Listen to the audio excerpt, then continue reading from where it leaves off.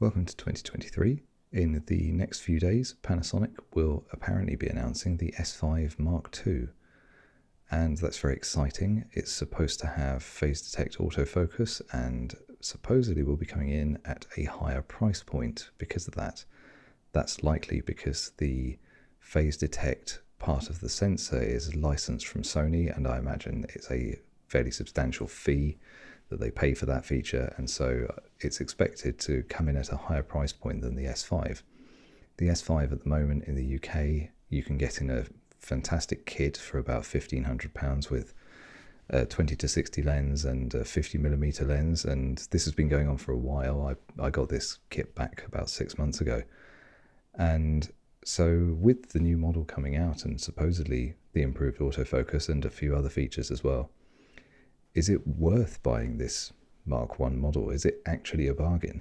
If you are a videographer, then the question is quite simple. If you like the rest of the video features of it and you tend to use manual focus rather than autofocus, then yes, it's a fantastic bargain as a video camera. The quality of the video is fantastic.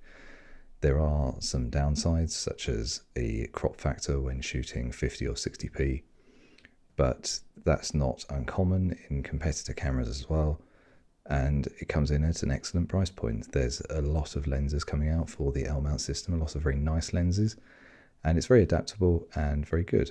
The S5 Mark II does come with a full-size HDMI port, which is a nice upgrade. From the looks of some of the leaked pictures, it seems to have a fan, which might mean longer record times.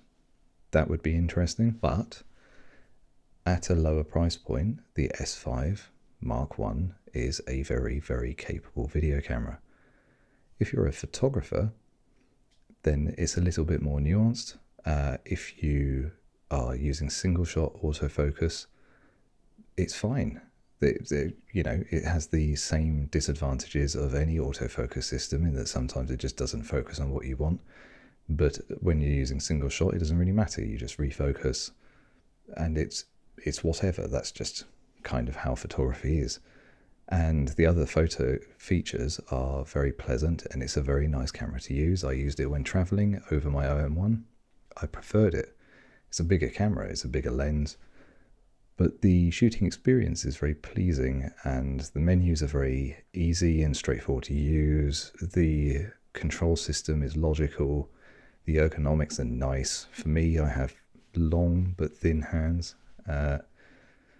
I really like it. That's not to say that I wouldn't like some of the upgrades from the S5 Mark II, but considering the supposed price difference and that you can get a very nice kit with this camera, it's a very, very nice hybrid camera.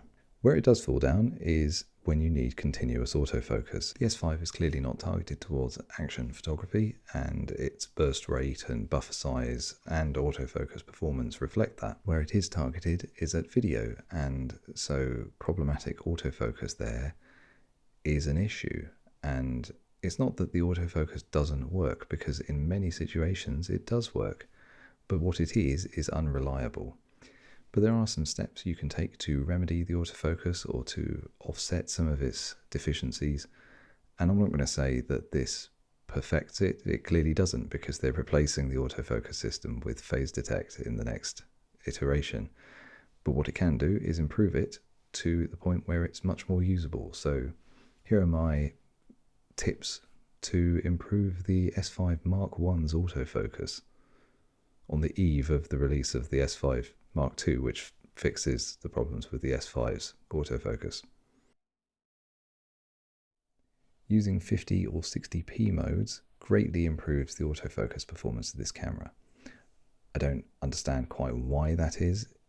I mean, I sort of do, but also it really shouldn't be tied to the frame rate of the video recording that you're making, but it is, and that's just something we have to live with. The downside to shooting in 50 or 60p, or downsides, are one, that it introduces an APS-C crop, and that's not a problem in a controlled environment like this where I have the camera on a stand. I can just accommodate for that with the lens that I'm using. But it does mean that if you are a vlogger, that you would have to have an exceptionally wide lens in order to shoot at that frame rate. It also means that you can only shoot in 420 mode, not 422, and that probably doesn't matter to many people, but to some it does, and it's a downside to keep in mind.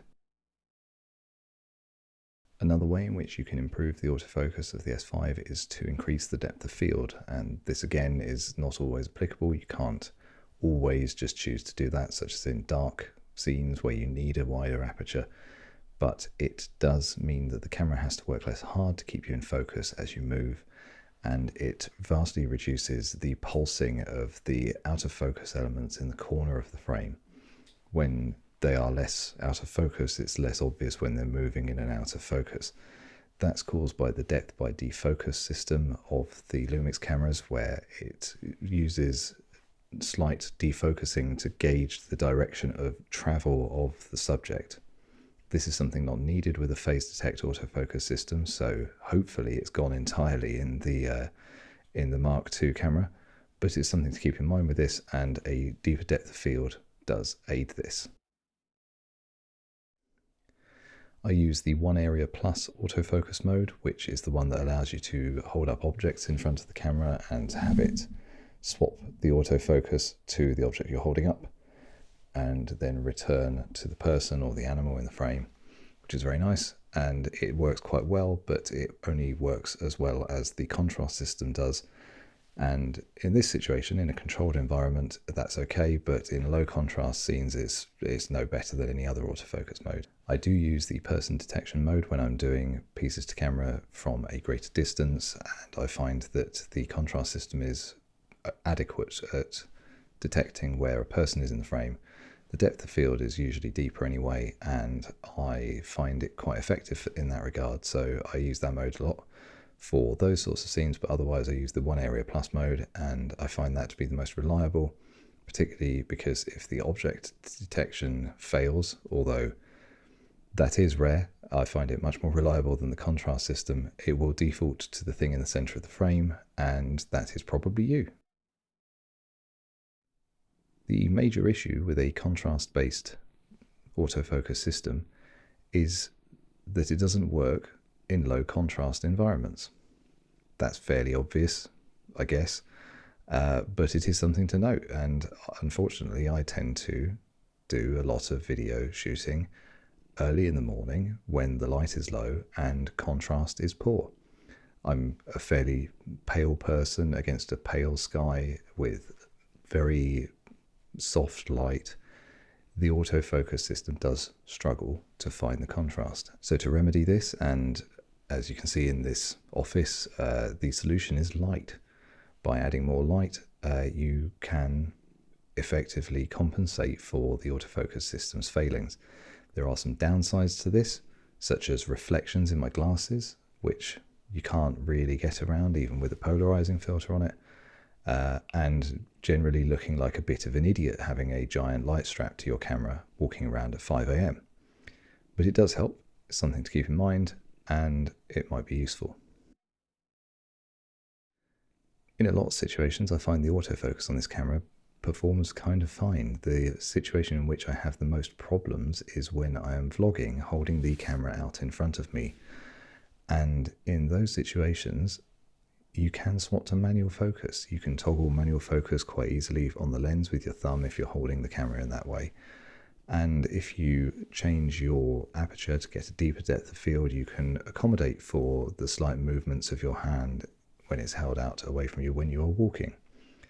It's not ideal, but it's quite quick to swap in and out of manual and autofocus, especially on the Lumix cameras with the nice control wheel on the back that allows you to toggle the autofocus modes. So it's not an autofocus tip, but it is a workaround for those issues. I hope those tips were useful.